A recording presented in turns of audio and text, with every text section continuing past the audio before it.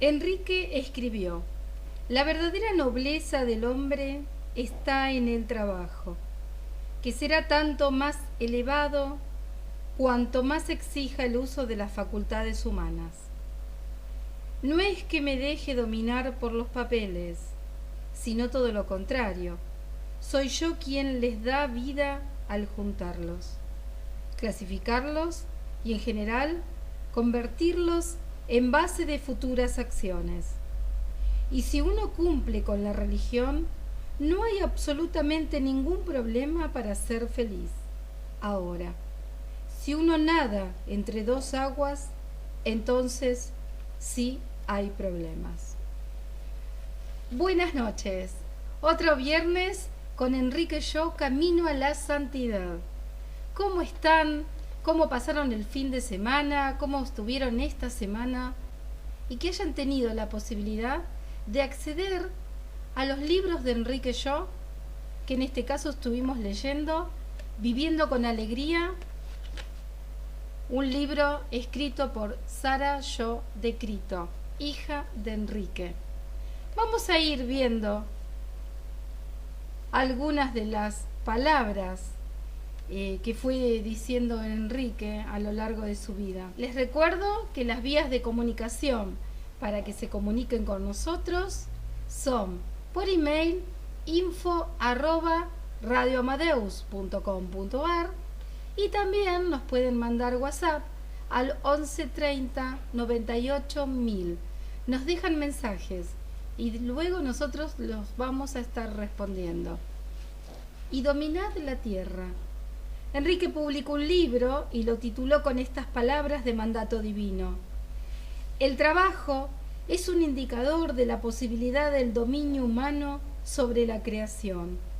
El sentido cristiano es mucho más amplio que el del simple materialismo. Enrique era un entusiasta trabajador. ¿Qué les parece si escuchamos algunos testimonios de empleados que lo conocieron, que estuvieron con él? Y qué mejor escuchar de parte de ellos cómo lo veían a Enrique y qué recuerdos tienen el día de hoy. Dos personas que yo las conozco, que nos acordamos bastante de Enrique.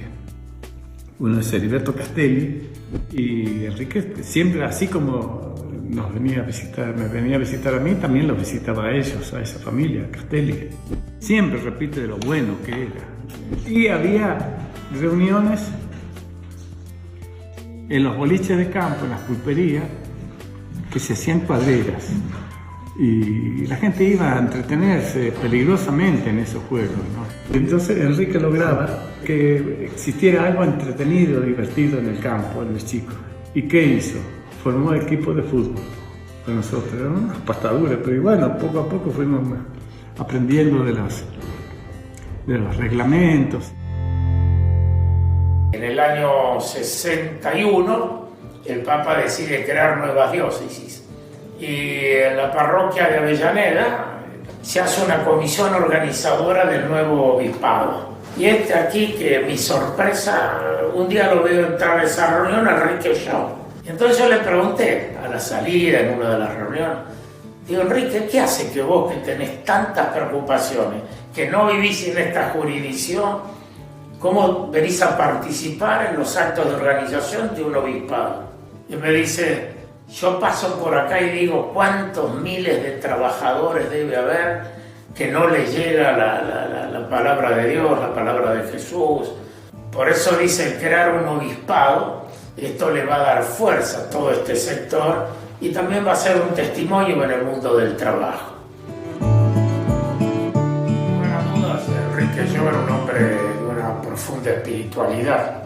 En un viaje que nos tocó hacer juntos, él me dice, bueno, ¿y cómo anda el Centro de Jóvenes de Acción Católica? Y yo le digo, bien, Enrique, somos un grupo muy bueno, somos muy compañeros, muy amigos. Digo, lo único que a veces tenemos tensiones con los curas de la parroquia, porque claro, madrugaban enormemente. Y dice, bueno, pídanle permiso a los curas y yo voy a tratar de que puedan tener un salón ustedes. Y así fue. hizo un salón que se utilizó sobre todo para la juventud, en el amor, en la solidaridad, en la justicia. Creo que la vida de Enrique es ella misma un apostolado. Escuchamos a Esteban Huoca, que fue empleado de Enrique Yo. Y también escuchamos a Carlos Custer, ex trabajador y sindicalista en Cristalerías Rigoló. Enrique Shaw tuvo una característica muy especial. Primero, que tenía una profunda fe religiosa, tan es así... empleados, y que él era un par más, era una persona que se preocupaba por la gente que estaba trabajando con él. Agradecemos este testimonio al noticiero de Berazategui. Quienes hablaron fueron representantes de la empresa Rigoló. Buenas tardes a todos los que están compartiendo virtualmente este encuentro para conmemorar los 100 años del nacimiento de Enrique Yo. Mi nombre es Gonzalo Tanoira, soy presidente de ACTE y es un gusto estar con todos ustedes. Tengo el honor de presentar para esta última charla a Luis Pérez Compán, con quien vamos a dialogar sobre la vida de Enrique y sobre lo que significa ser un empresario comprometido en el mundo y en la Argentina de hoy. Fui profundizando en su vida, todo lo que fue haciendo, cómo lo fue haciendo, cómo era su visión, cómo encaraba todos sus proyectos. Me sentí muy identificado y también vi mucho de lo que mi familia viene haciendo durante todos estos años, ¿no? Sobre todo empezó con mi abuela Margarita, y después con mis tíos Jorge y Carlos, y después lo siguió mi padre, ¿no? Y ahí uno ve un poco esto de que lo que promulgaba Enrique Yo, ¿no? Esto de hacer las cosas con valores, cuidar a la gente, cuidar las comunidades donde uno interactúa, confiar en nuestro país, desarrollar a nuestra gente y preocuparse sobre todo por el bienestar de ellos, ¿no? Y eso es algo que yo lo he vivido muy, muy de chico, en toda mi familia se ha vivido, y por eso te comentaba que empezó con mi abuela paterna, Margarita, ¿no? Que ella era sumamente bondadosa, sumamente caritativa, se preocupaba muchísimo por la gente, volvía loco a mis tíos, a Jorge y a Carlos, de que tenían que cuidar a nuestra gente, tenían que preocuparse por ellos, tenían que estar con ellos todo el tiempo y ver que no les faltara nada, ¿no? Y eso es un poco, leyendo la historia de Enrique Yo veía mucho paralelismo entre eso, ¿no? Y por eso te digo que me sentía muy, muy identificado. Continúo con la misma línea. Bueno, el apellido Yo es uno de los que contribuyeron al desarrollo de la Argentina desde un rol empresario, promoviendo, como vos bien decís, inversiones privadas, trabajo digno, futuro para las generaciones de trabajadores. Hoy la vida empresaria es más compleja, pero persiste ese sentimiento emprendedor en muchos jóvenes que apuestan por los mismos valores. ¿Qué tiene alguien como vos, de parte también de una de esas familias fundadoras, empresarias argentinas, para decirle a esta nueva generación de empresarios que todavía está acá apostando por el país en estas circunstancias tan difíciles? Sí, bueno, en primer lugar yo le diría que sigan creyendo en nuestro país. Pero la verdad que estoy convencido que Argentina es un país lleno de oportunidades, tenemos muchas cosas para diferenciarnos del resto del mundo y también para ofrecer al resto del mundo. Entonces yo creo que les diría de que, bueno, sigan creyendo en nuestro país, sigan apostando por la Argentina y sobre todo que tengan en cuenta que también tenemos el capital humano para llevar esos negocios adelante y desarrollar estos negocios, ¿no? Uh-huh. Y por el otro lado también le diría de que es difícil en el mundo de hoy y en Argentina esto de que tengan una visión de largo plazo, ¿no? A veces uno se tienta por hacer negocios o empezar proyectos en determinadas coyunturas o en determinados momentos del país o del mundo y se olvida por ahí de pensar en el largo plazo. Entonces, para que los negocios tengan sustentabilidad en el tiempo y uno pueda pensar en como por lo menos es como uno lo piensa, ¿no? De dejarlo para los hijos, para los nietos, tienen que pensar en el largo plazo. Poner adelante la Argentina y trabajar para que a la Argentina le vaya mejor. Claro. Esto es el mundo ideal, ¿no? Sí. Pero hay que trabajar en ese sentido, ¿no? Hay que bajar los hombros para poder ir en ese camino, ¿no? Para recordar el centenario de Enrique Yo, la Asociación Cristiana de Dirigentes de Empresa realizó un video sobre Enrique Yo con la conducción de Facundo Arana. Toda vida puede ser una historia, aunque algunas vidas son historias extraordinarias. Por muchas razones, la de Enrique Yo es una de ellas.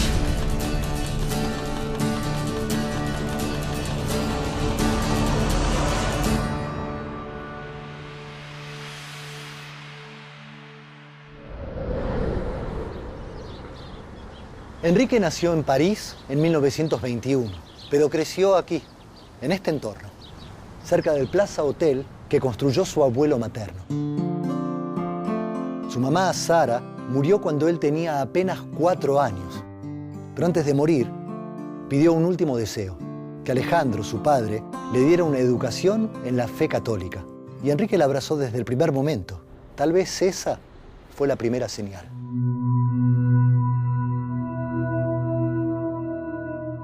Desde chico, teniendo una devoción eucarística, rezando y encomendándose a Dios. Y yo creo que sin duda es por los genes de su madre y también su tío, el padre Adolfo Torkins, que era sacerdote salesiano. Enrique estudió en el Colegio La Salle de Buenos Aires, donde se destacó como un alumno sobresaliente. Y a sus 14 años decidió ingresar en la Escuela Naval Militar. A su padre no le gustaba la idea de una carrera militar. Quería que su hijo se preparara para dirigir las empresas familiares. Pero Enrique tenía un objetivo. Quería fortalecer su carácter para cumplir una misión que intuía, aunque todavía no la tenía muy clara, y sentía que esa experiencia podía ayudarlo. En los cursos era un tipo destacadísimo, 2 o 3 años menos que los demás, y rápidamente lo superaba, era un tipo distinto. Enrique amaba leer, y un día en el verano de 1939, casi por casualidad, se cruzó con un libro que le cambiaría la vida. Un libro que hablaba sobre el rol y las responsabilidades del hombre cristiano. Todos los santos se adelantan a los tiempos. Y creo que la doctrina social de la Iglesia iluminó a Enrique Yo, el siervo de Dios, para plasmar su trabajo también como un compromiso social y de desarrollo y de dignidad para todos.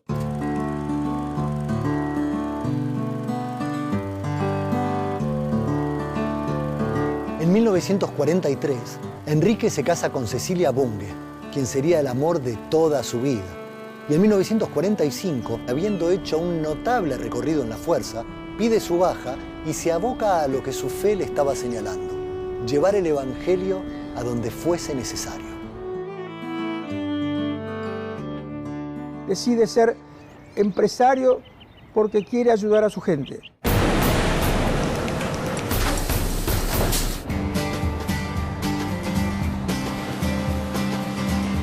Entre estas mismas paredes y bajo este mismo techo, Enrique se pone un overol y aprende el oficio de la cristalería como un trabajador más. Pero no era un trabajador más. Estaba capacitado para ponerse al frente de la empresa y llevarla hacia un lugar mejor. Y así, paso a paso, escala posiciones y por mérito propio llega al cargo de gerente general. Un gerente singular que es muy exitoso en su gestión, pero que está siempre al lado de los trabajadores. Yo trabajé de muy joven en Cristalería Rigolo, entré a los 16 años. Cuando nos conocimos a nivel personal, vinculados también por una línea espiritual, pudimos discutir muchas veces. Pero él a su vez tenía un gran deseo de decir: la empresa tiene que ser una comunidad de personas. Él tenía una visión que dicen que es propia de los marinos. Se puede decir que en un barco todos navegan juntos, todos tienen que remar juntos. En los 16 años que él trabajó en Rigoló, impuso pautas de trabajo, vínculos relacionales en la empresa que fueron diferenciales.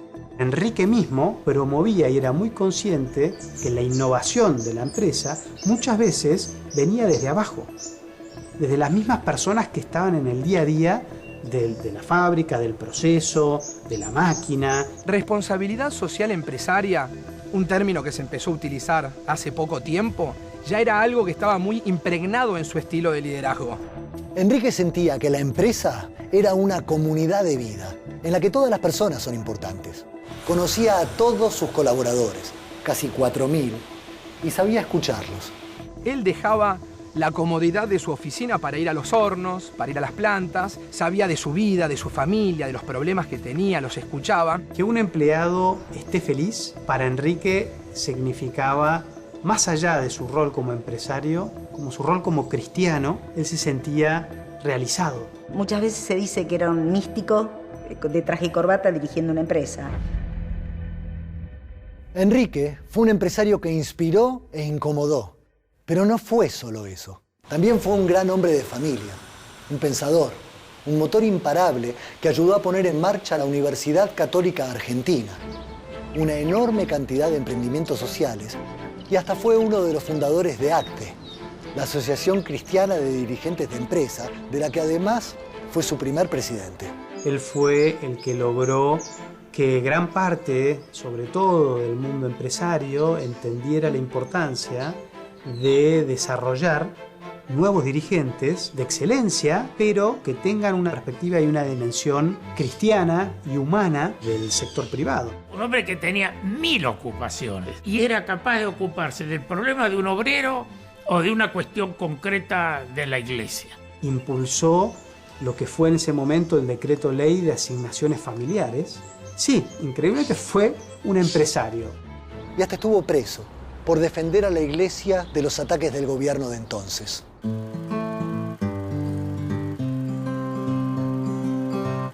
Cuando yo era chica no me daba mucha cuenta. Me parecía que todos los papás eran santos, que todos los papás eran magníficos. Cuando fui saliendo a otras casas, ahí ya me di cuenta que había una pequeña diferencia. Porque vi a otros papás con mal humor o enojados. Cuando él llegaba, la casa cambiaba.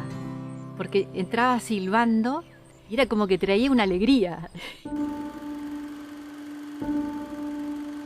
Su mujer, sus adorados 9 hijos, todos los que lo conocían, sintieron que el mundo se venía abajo cuando supieron que a Enrique se le había diagnosticado una terrible enfermedad. Él tuvo esta enfermedad, que fue un melanoma, muy joven. Y ahí ocurrió el episodio de los despidos. Llegó la orden de Estados Unidos, echar gente, 1.200 personas. Y él dijo, si echan a una sola persona, yo renuncio y me voy. Él pensaba que la empresa tenía que ser rentable, era su primer responsabilidad, pero como decía, nunca sacrificando la dignidad de los trabajadores.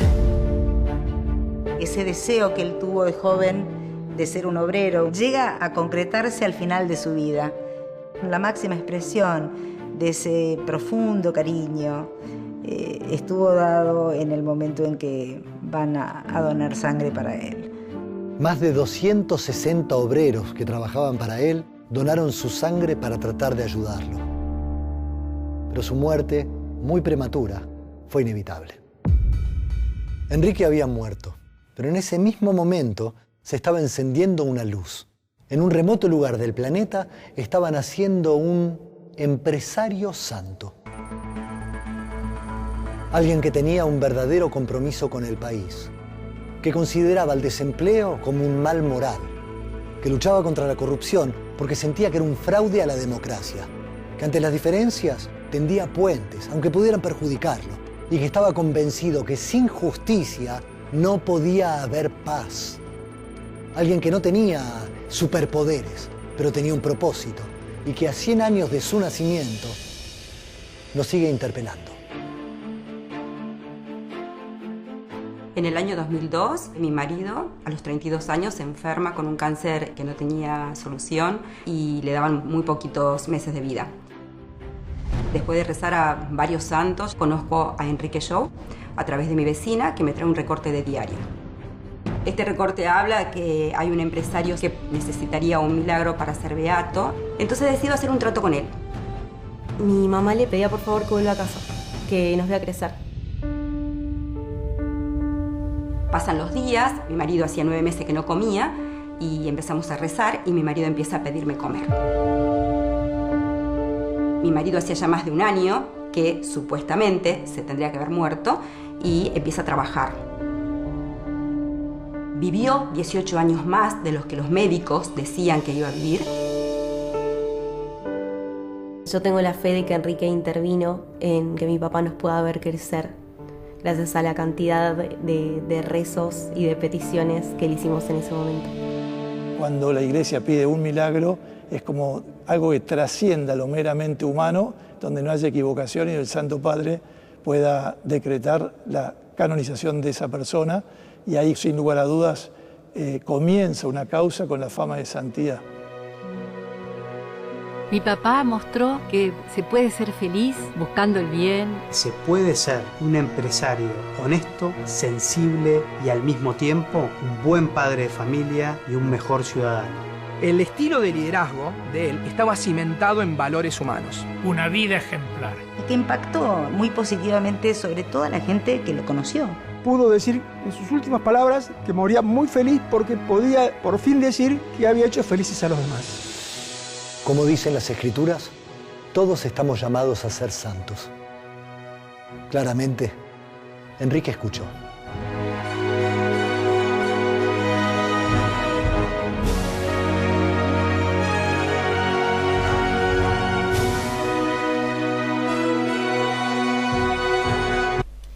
Ahora nos vamos a un corte y enseguida volvemos con más testimonios, con más Enrique Yo camino a la santidad.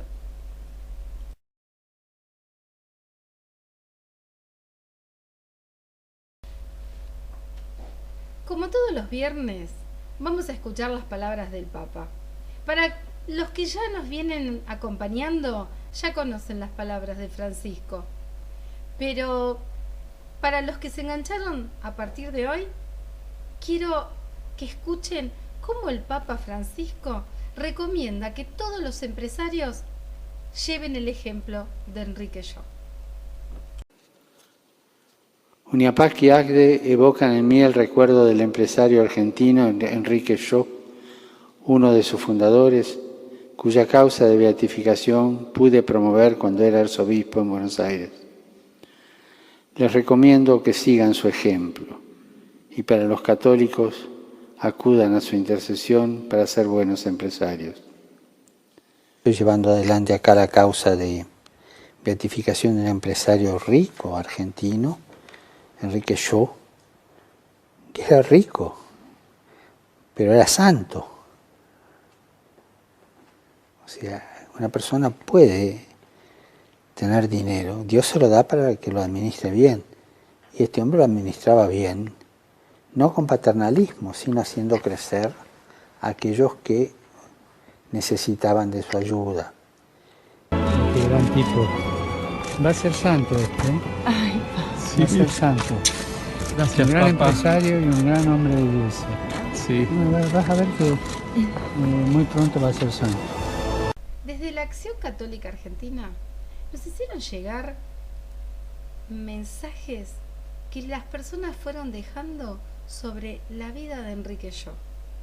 ¿Cómo impacta en la vida de cada una de las personas cuando tiene la posibilidad y cuando se da la posibilidad de conocer al empresario que muy pronto será santo? Empresario, padre. Escuchémoslo. Conocimos un poco más profundamente a Enrique a través de una charla que organizamos con un grupo juvenil católico de Córdoba, Ateneo Juventus. Una de las frases que quedó y empezó como a repetirse es que queremos ser santos ya, como decía Enrique. No esperar al final de nuestros días, sino ya, es decir, día a día, pasito a pasito, ir construyendo este camino de santidad. Fue realmente muy, muy lindo, así que estamos todos, nos unimos como grupo también en oración para la pronta beatificación de Enrique.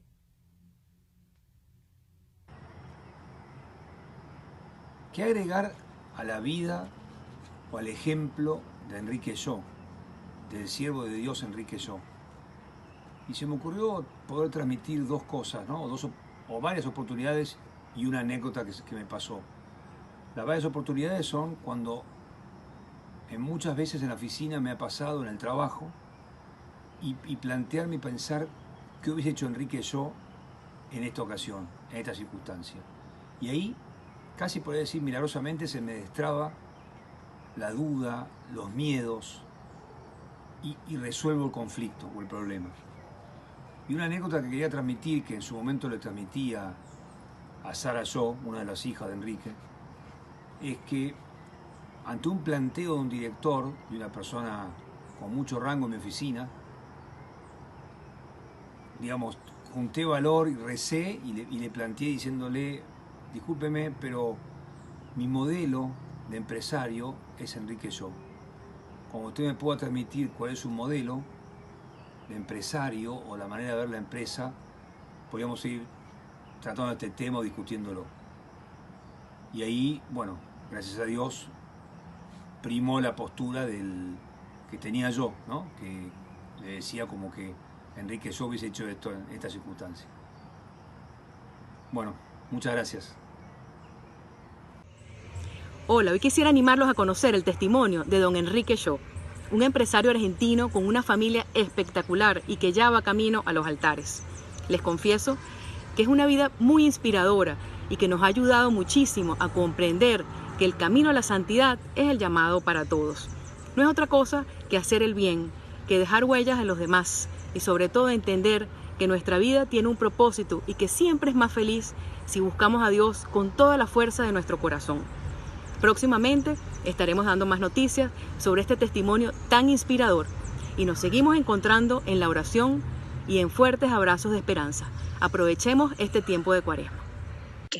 Mientras Jorge Rojas y Silvina Tau, actuales dirigentes responsables nacionales de la Comisión Nacional de Adultos, se van preparando, vamos a pasar un pequeño video con el testimonio de una familia.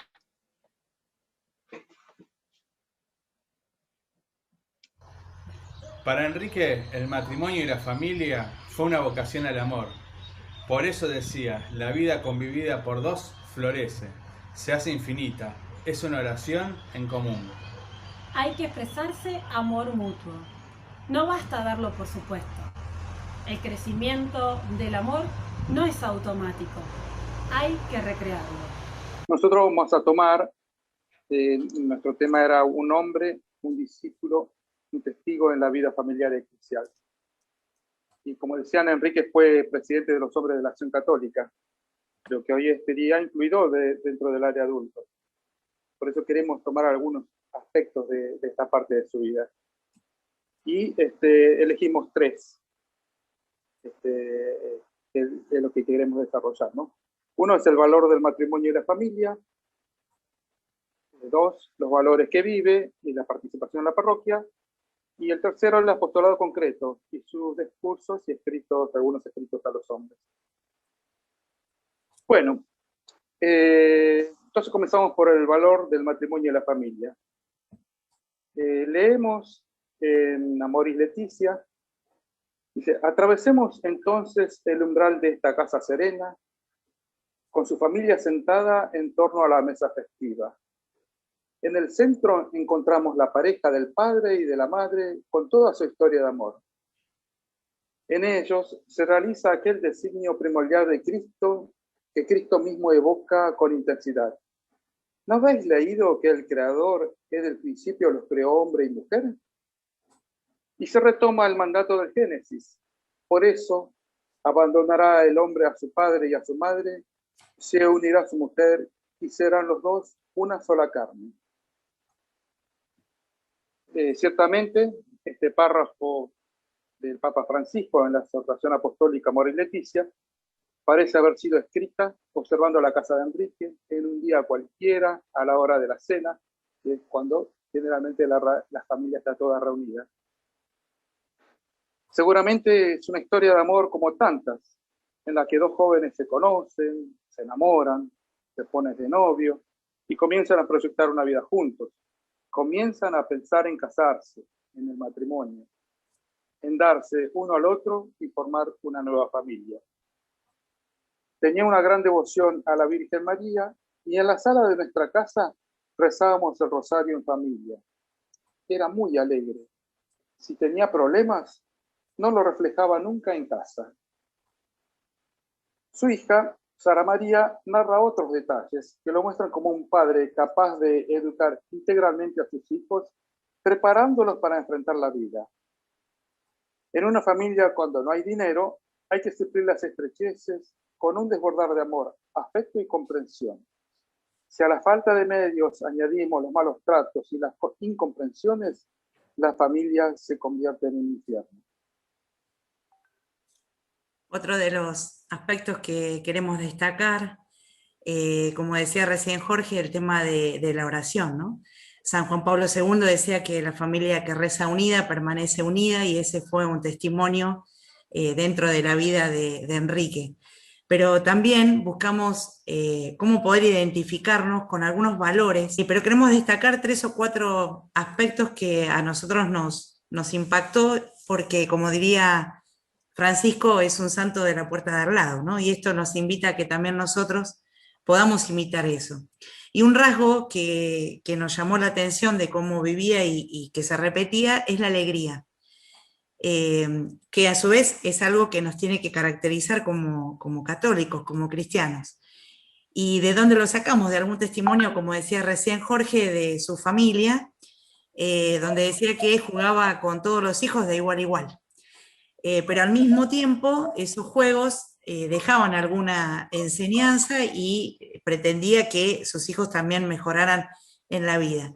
Por ejemplo, como tal vez algunos de nosotros hemos enseñado a nadar, bueno, Enrique también enseñó a nadar en la pileta como si fuera un juego, pero a aprender de la misma forma que tal vez lo llevaba al mar y hacía pasar a la rompiente para que se venciera ese miedo, ¿no? Miedo que también a veces en la vida nos agarra ante ciertas actitudes o cosas que vivimos. Otro aspecto, el diálogo y la amabilidad. Recién alguien contaba en el testimonio de que Enrique conocía a sus empleados por sus nombres y que en una libretita anotaba las necesidades que tenían. Además de hacerlas oración, ponía su cuota de preguntar si alguien le contaba que, por ejemplo, que su papá estaba enfermo, bueno, preguntarle cómo seguía y si necesitaba algo.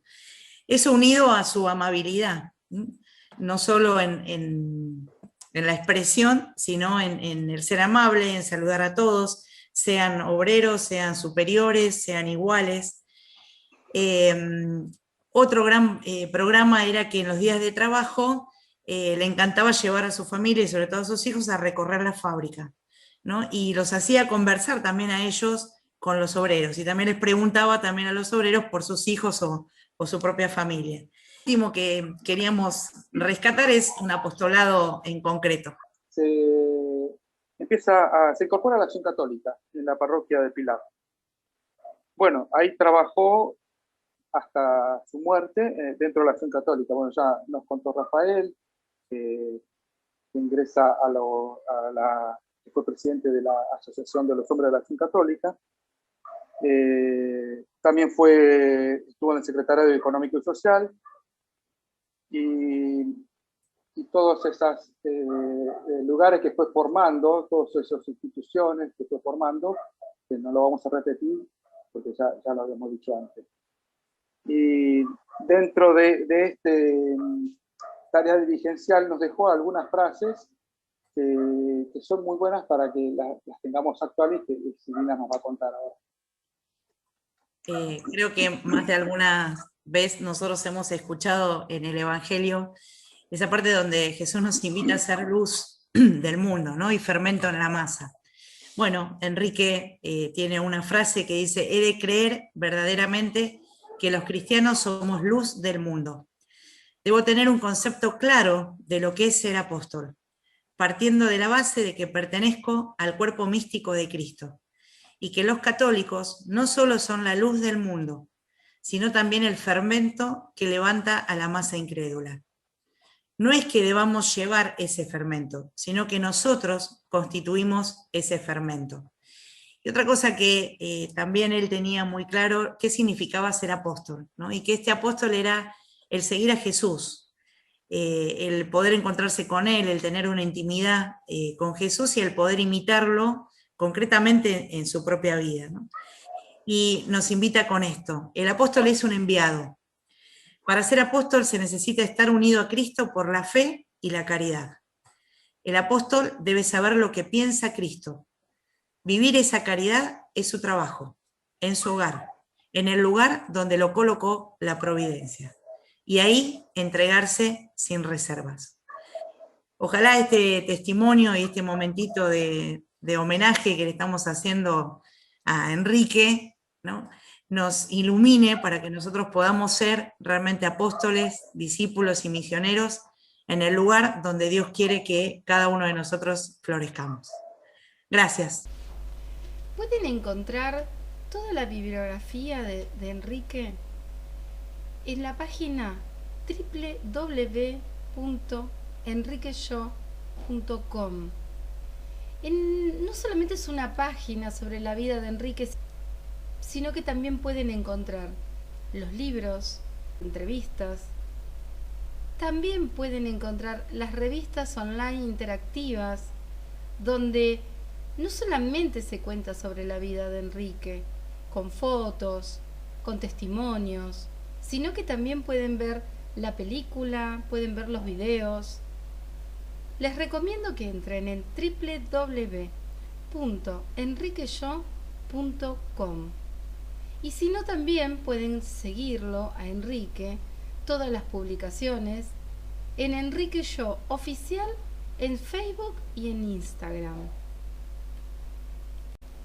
El pasado 26 de febrero se festejó el centenario de Enrique Show. Hubo muchas actividades que nosotros venimos pasando en cada uno de los programas y que no podemos dejar de recordar que estuvo presente para este centenario desde Kenia uno de los hijos de Enrique Shaw, el padre Juan Miguel Shaw. El moderador de este encuentro, realizado por la Asociación Cristiana de Dirigentes de Empresa, fue el periodista Sergio Rubín.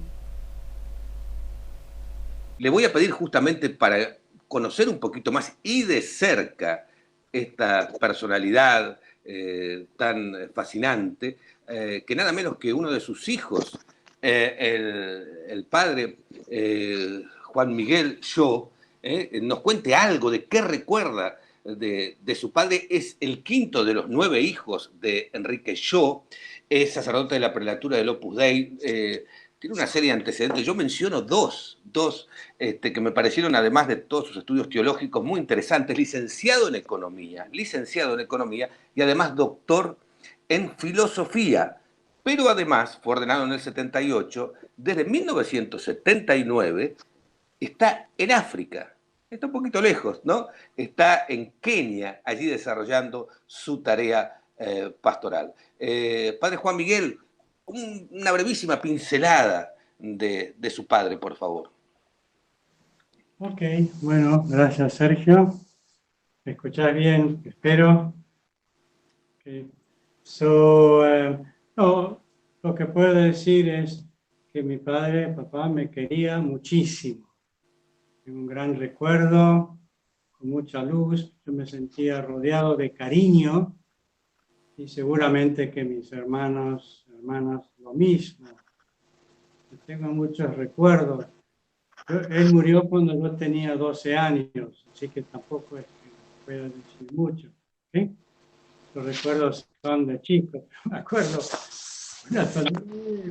por ejemplo, los chicos tomamos el desayuno, él tomaba el suyo, no me acuerdo exactamente, y nos llevaba en coche a los colegios. Entonces yo iba a él y le pedía, él tomaba yogur, le pedía una cucharadita de yogur. Puro goloso, le ponía un poco de miel, me daba una cucharadita. Sin recuerdo. Sin ninguna protesta, oye, vas a comido, sos un glotón, no nada, tomás, y me iba. ¿Sí? Y después, recuerdo en la playa, llevándome sobre sus hombros, metiéndonos en el mar, enseñándome a no tener miedo al mar. Y después, otra cosa, tenía un libro con fotos de barcos de guerra. Él tenía un gran amor a la Armada. Dejar la Armada habrá sido para él un enorme sacrificio. Ya tenía pasión por el mar. Entonces, yo abría el libro, miraba las fotos y él me explicaba cosas. Que esto, que otro, y me sigue gustando. Después nos llevaba a pasear, a mí y bueno, a mis hermanos, al puerto, mostraba cosas de los barcos, y justo al puerto, al aeroparque que está por iniciar.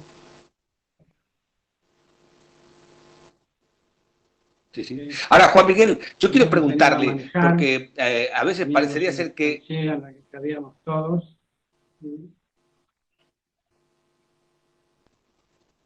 Sí, no, Juan Miguel, le quería preguntar, porque con 9 hijos y que además tenía una actividad empresarial muy intensa, pero también dicen que se ocupaba mucho de cada uno de sus hijos, ¿cómo hacía para compatibilizar toda esa tarea empresarial tan intensa y preocupado además por sus obreros, por cada uno de sus obreros, y a la vez por su mujer y por sus 9 hijos? Yo no tengo idea cómo lo hacía, pero lo hacía. ¿De acuerdo? Él llegaba a casa a la tarde, anoche, tardecita, abría la puerta y hacía el silbido del bicho feo, ¿no? El canto del pájaro ese. Entonces todos salíamos corriendo a abrazarlo, y seguramente que poníamos una cara de angelito. No, yo soy muy bueno, hoy no hice nada malo, no me he peleado, yo no sé cómo lo hacía. Se ve que tenía un corazón muy grande, ¿no?, para hacer esas cosas. Y pienso que rezaba por nosotros también, ¿no? Ya eso no sé. Esos son recuerdos que con los años cobran más peso, ¿no es cierto? ¿Okay? Bien. Claro. Ahora, padre, ¿qué significa, qué va a significar para usted, porque seguramente va a ser declarado beato, va a ser proclamado santo, qué significa para usted como hijo y a la vez como sacerdote que su padre haya sido un santo? Bueno, eso lo dejamos al juicio de la Santa Sede, ¿no? Ya veremos. Pero yo me siento como protegido, ¿ok? Me protege mi padre, rezando por mí desde el cielo, junto con mi madre, cuidándome, me sonríe desde el cielo. Supongo que todos los padres y madres hacen lo mismo. Recientemente estuve pidiéndole un favor con la estampa por muchos años.